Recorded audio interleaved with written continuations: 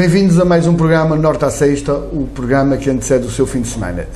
Na semana passada, como sabem, tivemos um ilustre do mundo do desporto, tivemos cá o Tó Neves, o treinador de hóquei do Futebol Clube Porto. Hoje temos, para a Gáudio da Norte TV, uma ilustre convidada ligada a um mundo completamente diferente, que é o mundo da política, uma gondomarense. Temos connosco a doutora Isabel Santos.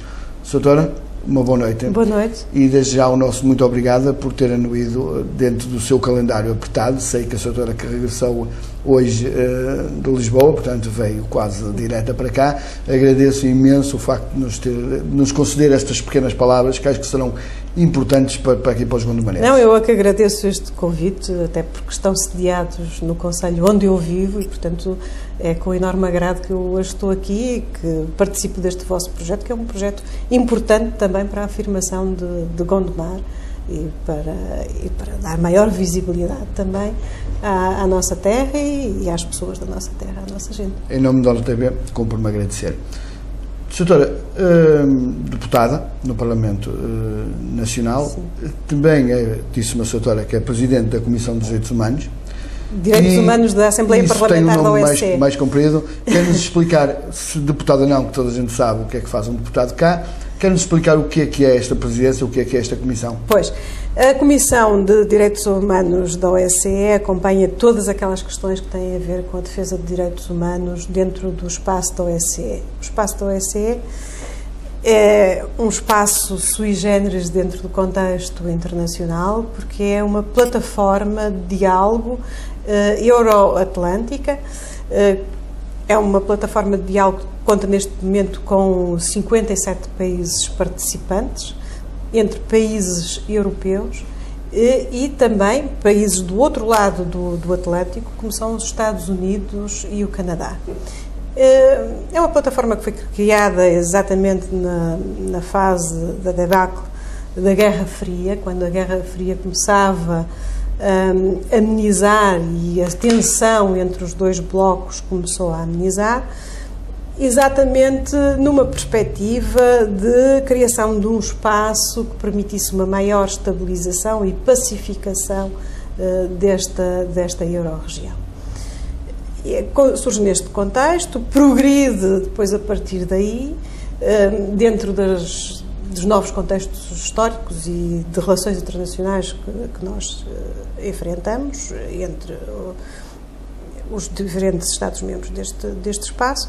E neste momento é um fórum de debate e promoção da democracia, dos direitos humanos e do desenvolvimento económico sem da paz. Interromper, mas para que o nosso telespectador perceba efetivamente o que é essa comissão. Por exemplo, um caso como este recente da Ucrânia e da Crimeia passa de alguma forma... Passa pelo nosso debate. Devo até dizer que poucos dias depois do aquecer de toda esta situação, eu estive na Comissão Permanente de Direitos Humanos da OSCE, porque a OSCE tem uma parte governamental em que estão representados os governos dos 57 Estados-membros, tem uma parte parlamentar. Eu insiro-me na parte parlamentar. Mas a parte governamental convidou-me a ir à Comissão Permanente e entre os diversos temas da agenda de direitos humanos que estão neste momento a ser debatidos,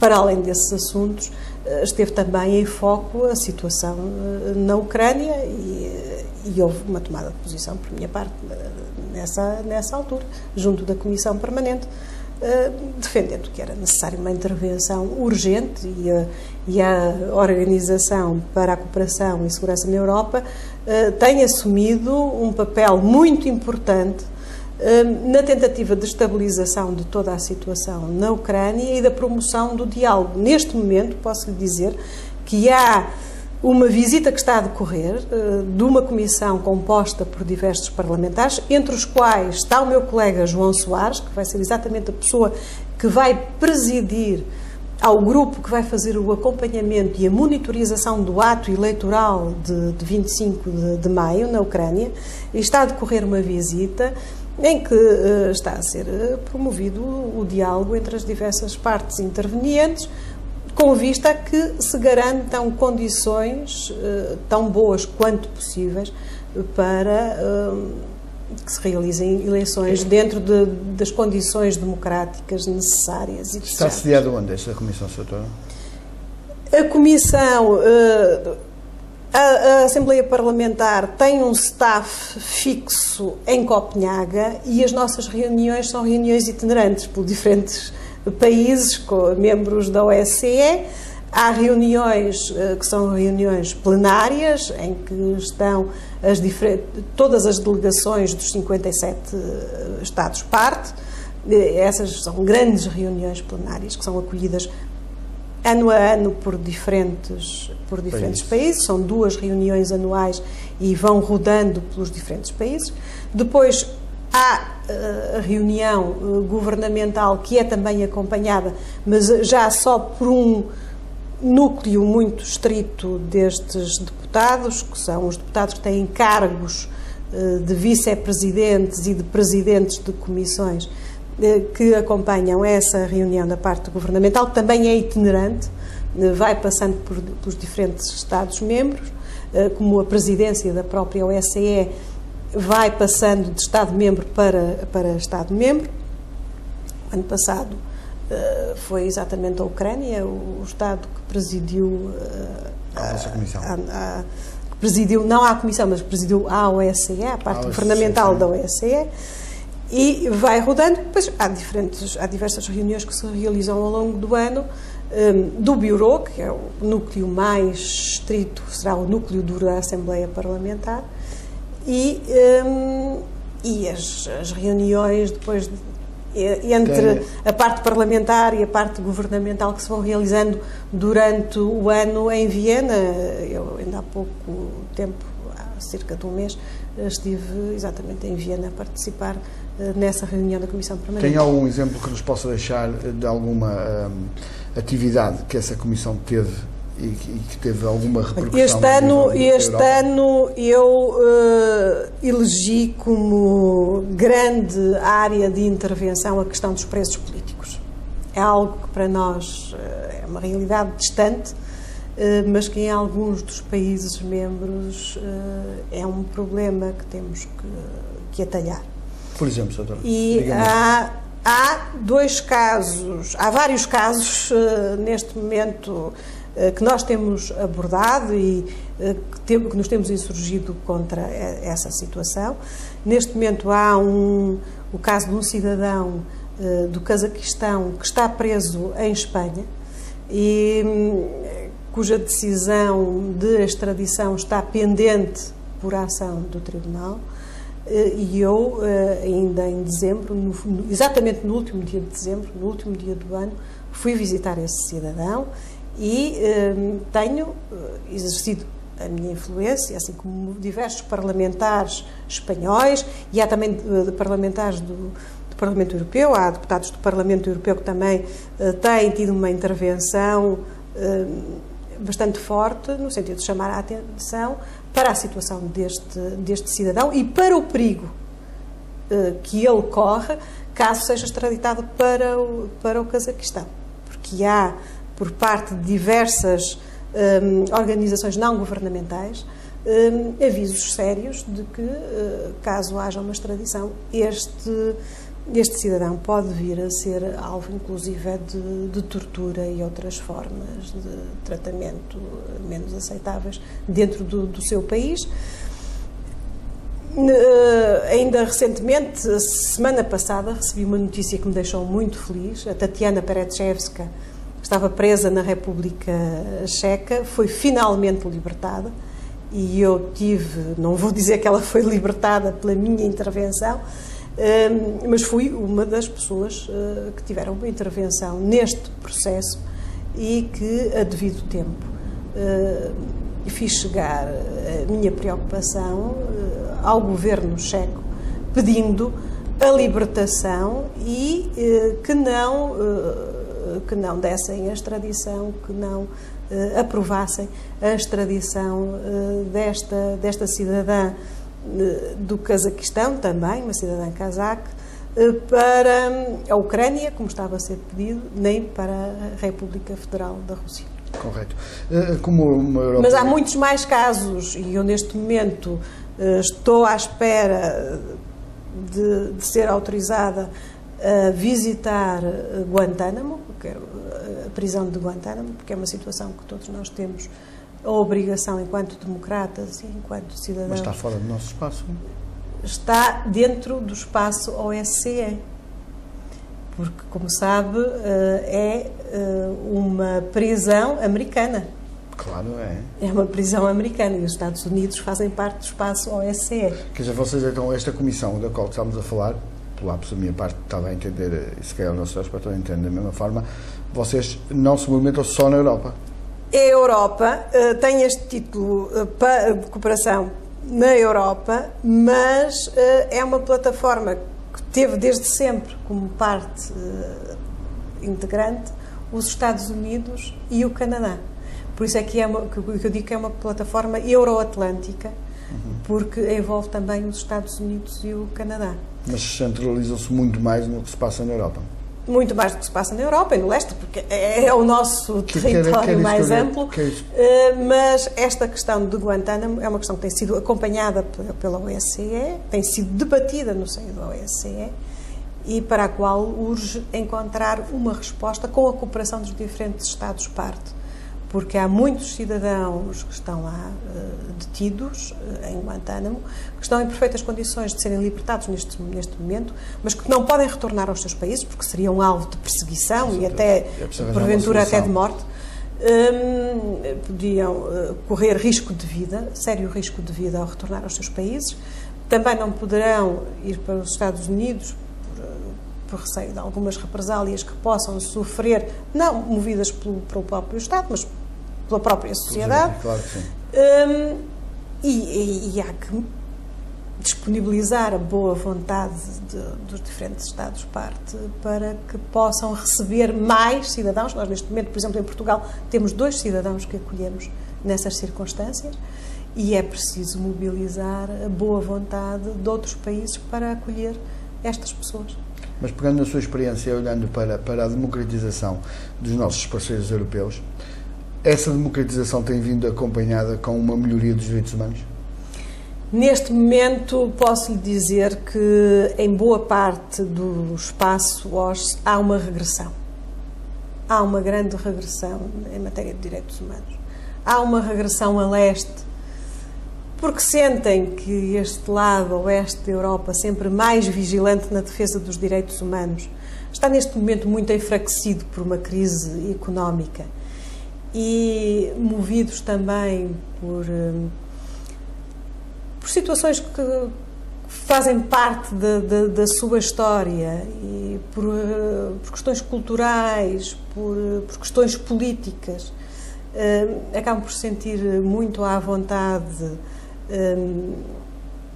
em alguma regressão em matéria de direitos humanos, nomeadamente naquilo que tem a ver com as liberdades e garantias dos seus cidadãos.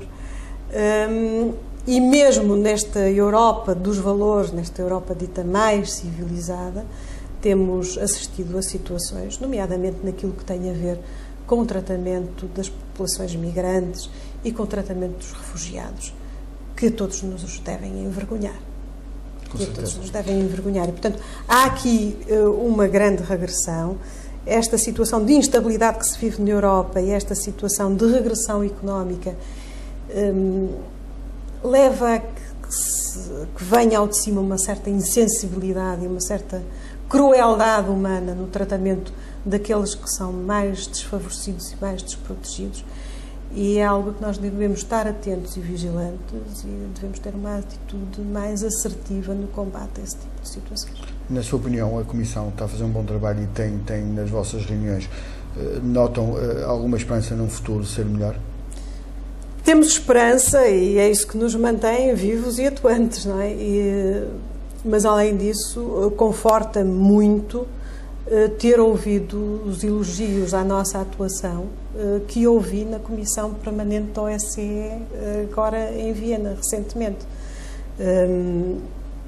É uma reunião em que eu vou lá como convidada do meu homólogo da parte governamental e é uma reunião em que estão os representantes dos diferentes países, que geralmente não é muito participada.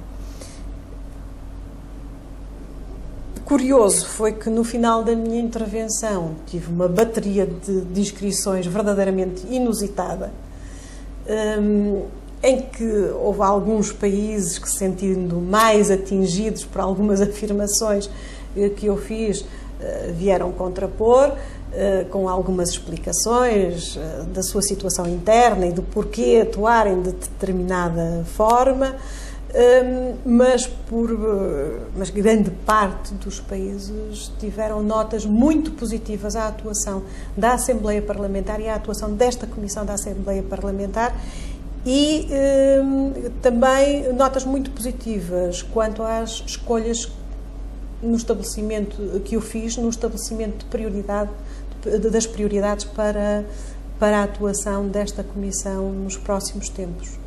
Essa comissão me conforta muito. Essa comissão, e ouvindo a doutora Isabela falar, move-se com uma paixão. Move-me como uma paixão, como tudo que eu faço. Eu só faço coisas por paixão.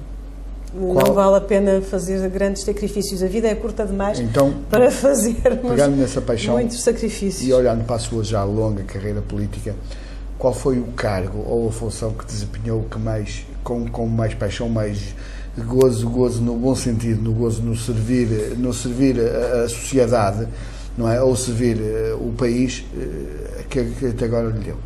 Eu devo dizer que gosto muito de ser deputada, e o espaço parlamentar é um espaço que eu vivo com muita intensidade e que me mobiliza muito.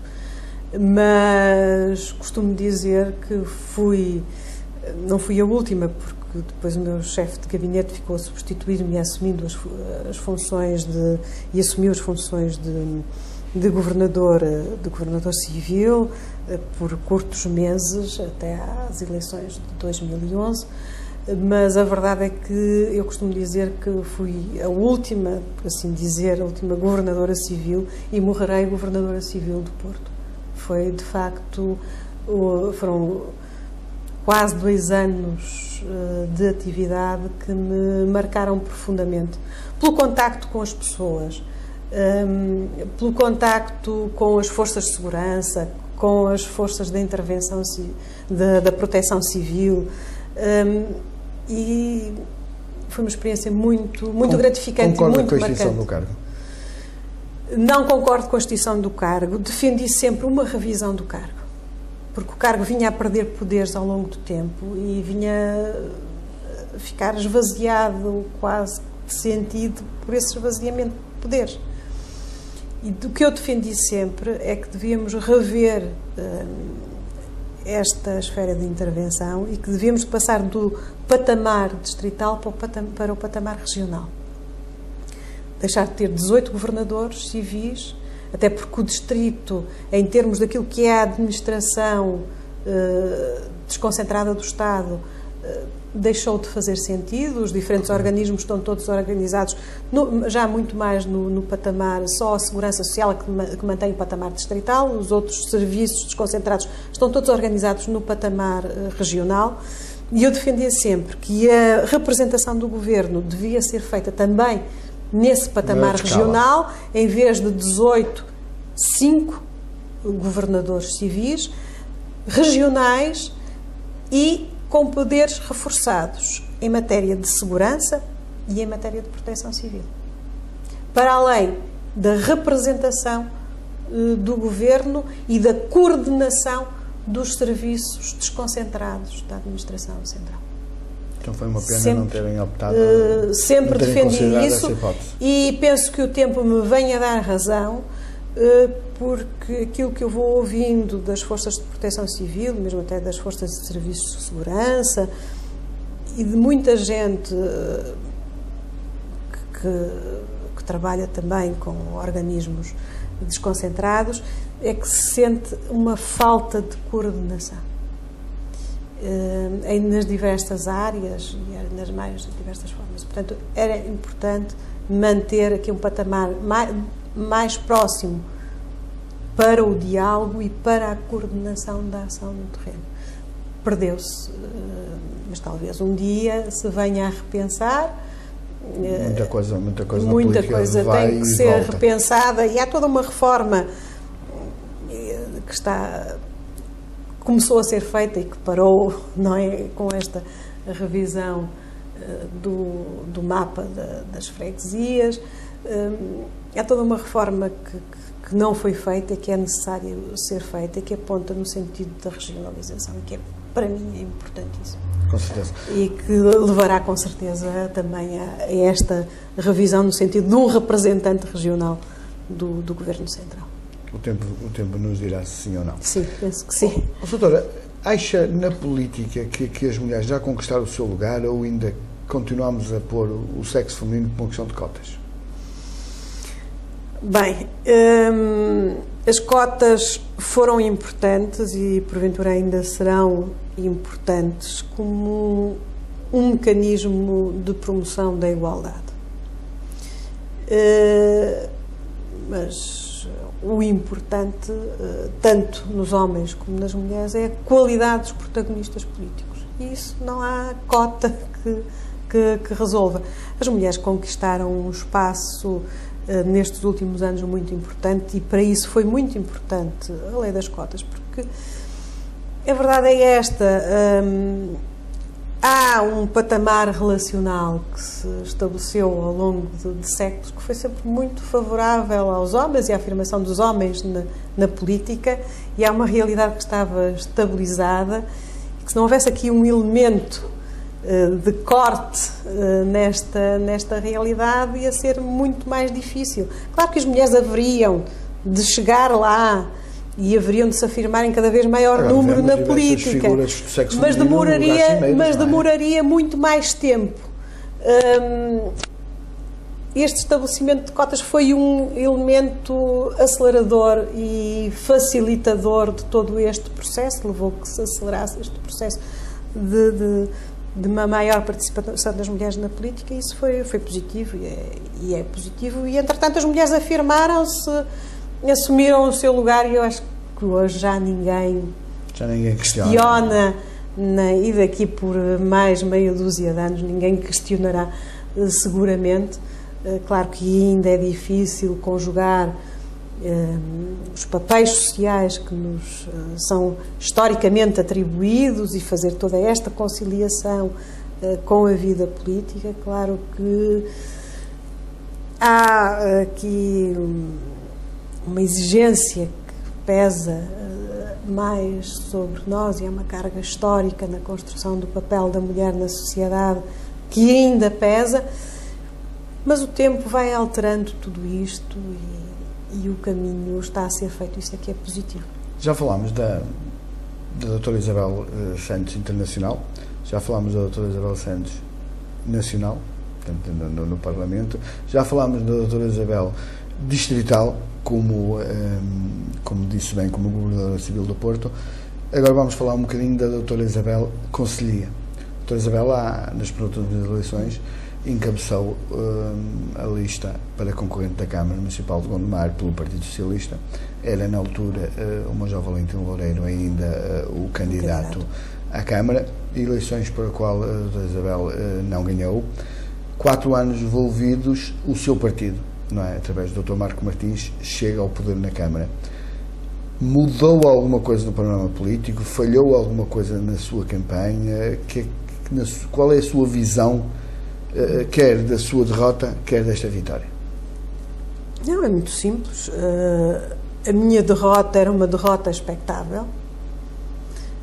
Aliás, eu parto para a minha candidatura com sondagens em que me diziam, eu ainda me recordo bem de um diálogo que tive com o Dr. Rui Oliveira Costa, que dizia: com esta sondagem você no máximo terá um resultado na ordem dos 24, 25%, que era um resultado próximo daquele que tinha sido obtido por Ricardo Bexiga, e nós, entretanto, tínhamos piorado esse resultado com a candidatura que lhe sucedeu e que ficou nos 18, poucos por cento, e portanto o que me diziam era você parte de 18,4 ou 18,5, já não me lembro muito bem de resultado, nas anteriores eleições, quando muito chegará aos 24, 25%. Eu dizia sempre, não, eu chegarei aos 30%. Insisti que chegaria aos 30%, falhei por 7 décimas, tive um resultado histórico. Mas era uma derrota anunciada, então? Era uma derrota anunciada porque toda a gente sabia que é muito difícil destronar uma pessoa com um índice de popularidade que tinha o Major Valentim Loureiro e que tinha uma maioria absoluta na Câmara. Tinha, naquela altura, 8 vereadores. Retiramos-lhe a maioria absoluta, conseguimos essa proeza, conseguimos um resultado de 29,3%, que foi um resultado histórico, o melhor resultado desde que perdemos a Câmara, com Aníbal Lira, foi este. Acho que cumpri integralmente aquilo que eu me exigi e que o partido, e fui além até daquilo que era expectável, e acho que cumpri aquilo que o partido me poderia exigir, cumpri a minha missão é um capítulo encerrado para mim. Mas em linguagem corrente isso é dar o peito às balas. Porquê é que alguém decide entrar numa luta que sabe que vai perder, Sr. António? Pelo gosto. O gosto na luta. Eu costumo dizer que quem quer ter vida fácil é melhor não estar na política. E que as missões fáceis eu deixo para os outros. Eu gosto é mesmo das missões difíceis.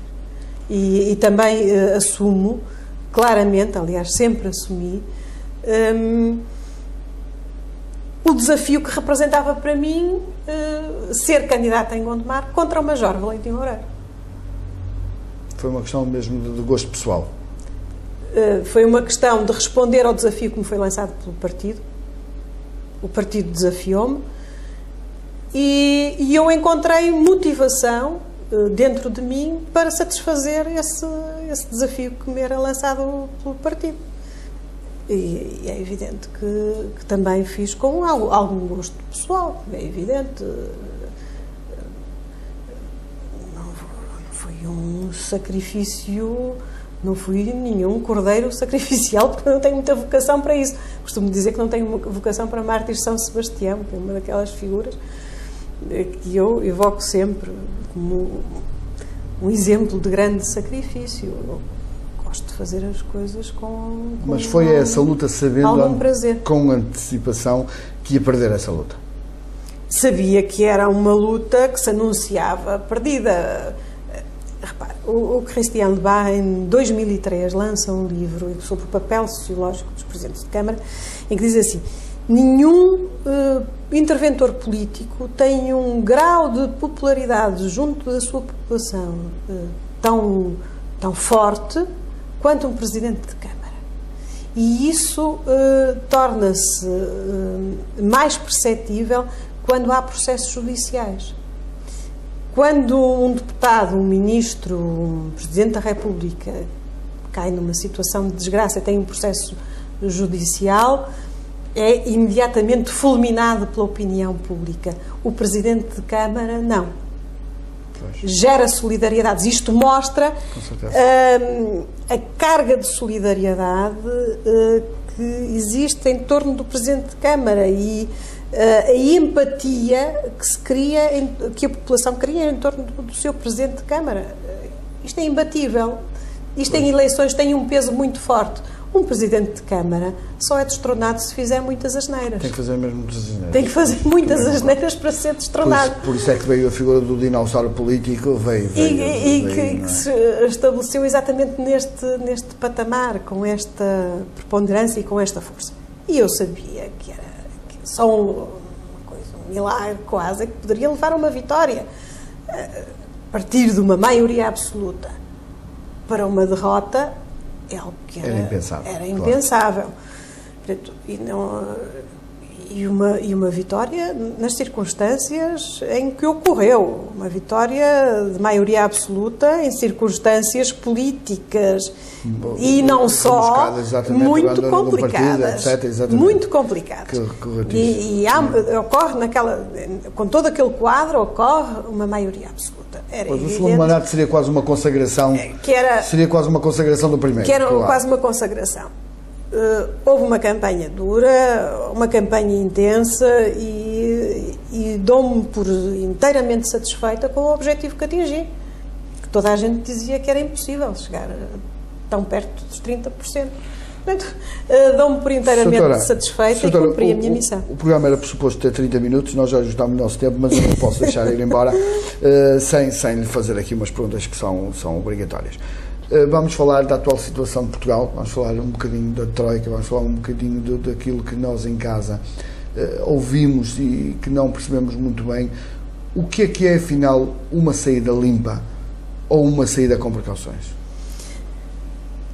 Bem, o que é uma saída limpa ou uma saída com precauções? É algo aqui um pouco indecifrável, porque a Irlanda fez um processo de saída muito próprio. Nós com certeza não faremos exatamente o mesmo processo da Irlanda, e nem era bom que o fizéssemos, porque as circunstâncias dos países são diferentes. Nós não podemos estar a replicar receitas, mas podemos entender uma saída limpa como uma saída com algumas precauções que vão ter que existir durante os próximos anos. Isso temos que ser todos sérios e muito assertivos nisto, mas sem um programa cautelar muito fechado e muito pesado. Ou então a saída com um programa cautelar que é construído com a Troika e que vai implicar o acompanhamento ainda durante mais algum tempo na aplicação desse programa. O que era expectável é que saíssemos neste momento com aquilo que se chama a tal saída limpa. Ou seja, uma saída com algumas precauções, repare, até ao fim. Uma saída com algumas precauções, mas sem um plano cautelar pesado sobre nós. Só que este governo não conseguiu, ao longo deste tempo, criar as melhores condições para que isso acontecesse. Repara, a nossa dívida não decresceu, cresceu. Nós continuamos, o desemprego está neste momento a diminuir, mas temos um desemprego fortíssimo. Altíssimo. A situação de vida dos portugueses ainda é complicada. Anunciam-se ainda mais cortes, o que é algo surpreendente, porque já houve tantos cortes. Temos que nos começar a questionar quando é que isto para. E até para percebermos quando é que isto para, será bom que se construa aqui um plano de saída com algumas metas mais assertivas. Metas daquilo que temos ainda que cumprir, que temos ainda que fazer, mas metas que nos digam onde é que vamos parar. Porque não podemos continuar a escavar, como costuma dizer o meu camarada José Sócrates. Não podemos continuar a escavar. E mais cortes vão trazer mais recessão na economia. É preciso haver aqui uma clarificação da situação do país para que não venhamos a ter surpresas bem desagradáveis daqui para a frente. Uma saída com um ar de que temos uma saída limpa, mas em que não sabemos todos, e todos somos todos interventores políticos e todos cidadãos, o que é que nos espera, não me parece nada de muito bom face à situação do país e face a esta instabilidade do próprio governo, porque repara, ainda ontem anunciavam mais cortes, depois chega-se à conclusão que foi um membro do governo que falou demais e que o governo não quer fazer esses cortes, mas ameaça ter esses cortes em mira para depois de eleições. Portanto, os cortes são para se fazer, não são é para se saber. Não é para se saber. Bem, é melhor começarmos a saber todos o que é que nos vai acontecer nos próximos anos e com alguma clareza e alguma verdade. Daí vem também o PS querer sair com alguma salvaguarda. Que essa salvaguarda seja melhor para que se clarifique dessa forma a situação do país, para que não andemos aqui a dizer, bem, nós temos de tomar estas medidas, mas não vamos tomar agora. Vamos esperar pelas eleições e não as tomamos agora. E com isso podem-se estar aqui a criar alguns imbróglios em que depois das eleições têm que tomar essas medidas e se calhar até mais algumas. É melhor clarificar.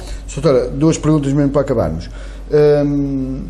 É sabido, pela interveniência do ex-primeiro-ministro José Sócrates no Canal 1, é falado entre os nossos telespectadores que tem sido uma mais-valia muito grande para o Partido Socialista a crónica que ele faz semanalmente. Aliás, ainda esta semana tivemos aí aquela intervenção do José Rodrigues Santos, aquela questão que levantou sérias discussões nas redes sociais. José Sócrates faz falta ao Partido Socialista? O José Sócrates é um dos melhores quadros do Partido Socialista e retirando, pondo de parte e procurando fazer esta abordagem de uma forma isenta, pondo de parte a amizade pessoal e a grande consideração que eu tenho por ele, José Sócrates é um grande quadro do Partido Socialista, é um grande político e é daqueles políticos que fazem falta em qualquer circunstância, porque eu costumo dizer que uma das principais qualidades de um político é a coragem, e essa qualidade José Sócrates tem em abundância, o que faz dele de facto um grande quadro. Não só a coragem, mas também uma visão de futuro. Uma visão de futuro e uma visão alargada de futuro. E é curioso ver que ainda recentemente o anterior primeiro-ministro, Santana Lopes, ainda recentemente veio falar de José Sócrates, reconhecendo que tinha sido um político de grande visão. Um político de grande visão. Eu estou convencida que o tempo eu costumo dizer que é um fator importantíssimo em política, virá a fazer justiça a José Sócrates e virá a provar isso, e está-se a provar. Tem sido, de facto, uma mais-valia nos seus comentários, com contributos muito assertivos de combate à atuação do Governo, de esclarecimento daquela que é a atuação do Governo e também de reposição da verdade face a muitas das mentiras que vão sendo lançadas sobre o passado recente. E aí ele tem tido um papel importantíssimo para o Partido Socialista e para o país. Acho que foi bastante esclarecedora. Doutora, mesmo para terminar, planos para o futuro? Planos para o futuro? Não faço planos. Estou numa fase da vida em que não faço planos. Os meus planos são todos a muito curto prazo e os meus planos a curto prazo são cumprir este mandato na OSCE, que termina rigorosamente em julho deste ano, depois a seguir logo verei, e cumprir este mandato na Assembleia da República até ao fim e depois logo se verá. Com certeza.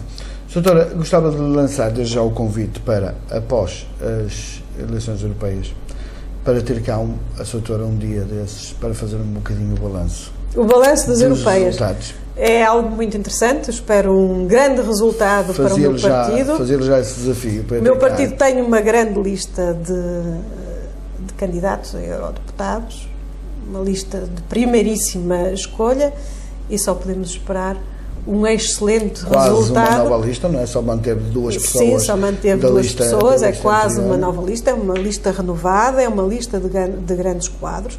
É evidente que as pessoas que lá estavam anteriormente eram também excelentes quadros, Correia de Campos, Vital Moreira, Edith Estrela, Capola Santos, que teve um papel muito importante ainda recentemente no Parlamento Europeu, no debate sobre a política agrícola comum.